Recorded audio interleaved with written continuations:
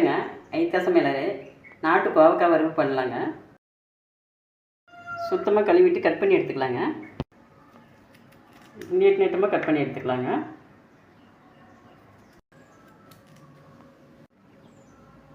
Readymade chilli powder போட்டுக்கலாங்க. 1 table spoon போட்டுக்கலாங்க.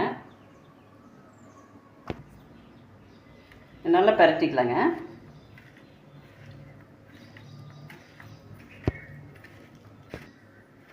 நல்லா கலந்த பிறகு எண்ணெயில் போட்டு பொரித்து எடுத்துக்கலாங்க. இப்போ கோவக்காயை எண்ணெயில் போட்டு பொரித்து எடுத்துக்கலாங்க.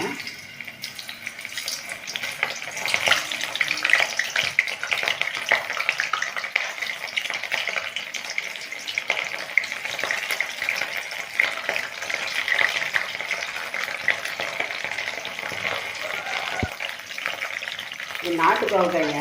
இது சாப்பிட்ட உடனே மலச்சிக்கலை சரி பண்ணுங்க. வயிறை நீட்டாக சுத்தம் பண்ணிவிடுங்க. இப்படி பொரித்து சாப்பிடும்போது கசப்பு குறைஞ்சிரும், உடம்புக்கு நல்லதுங்க.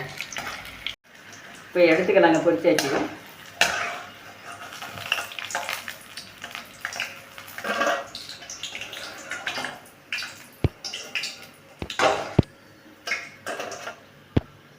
கோவக்காய் இது மாதிரி பொரித்து சாப்பிடுங்க, உடம்புக்கு நல்லதுங்க.